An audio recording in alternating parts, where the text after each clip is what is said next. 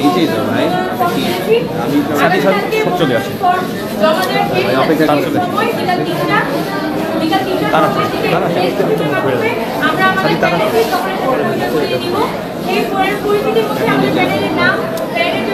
ঠিক আছে আবার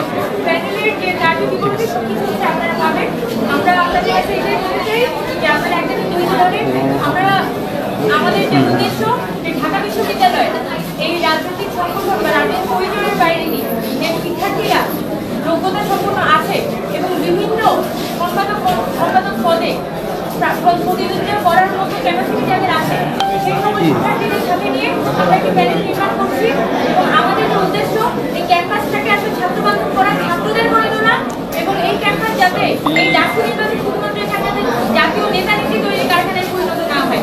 ঢাকা বিশ্ববিদ্যালয়ের কেন্দ্রীয় ছাত্র সংসদ শুধুমাত্র ছাত্রদের প্রতিষ্ঠানে থাকে, এই জায়গায় রূপান্তরিত করার লক্ষ্যে আমরা এই সমস্ত প্যানেল তৈরি করছি এবং আগামীকালকে একটি প্রেস মিটিংয়ের মধ্যে দিয়ে আমরা এই সম্পূর্ণ পরিচয় বিবরণী আপনাদের সামনে তুলে ধরব।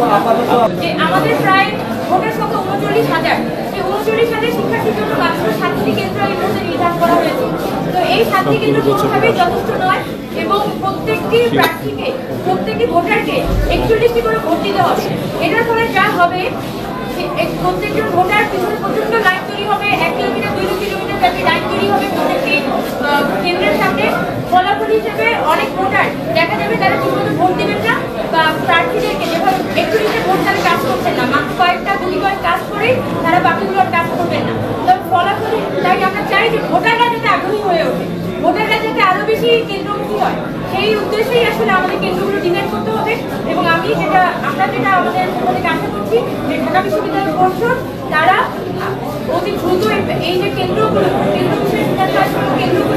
আরো বেশি ডিসেন্ট্রালাইজ করে কিভাবে করে প্রত্যেক 18টি হলকে অ্যাকোমোডেট করা যায় সেই বিষয়ে ঢাকা বিশ্ববিদ্যালয় পর্ষদ আরো উদার সিদ্ধান্ত নিবে।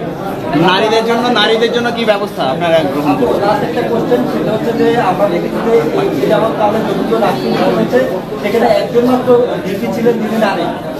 এবারে আপনাদের প্যানেল আসলে এমন কোনো চমক আসলে থাকছে কিনা? এটা আগামীকালকে জানতে পারবেন। আমাদের প্যানেলে আমরা বলতে পারি যে প্রত্যেকটা পদে যোগ্য ব্যক্তি তাদেরকে আমরা এখানে স্থান দিয়েছি। সেই জায়গা থেকে আমরা এই প্যানেলে নারী বা পুরুষ নয়, যেখানে যে পদের জন্য যে যোগ্য সেই মানুষগুলোকে আমরা প্যানেল হিসেবে নির্বাচন করব।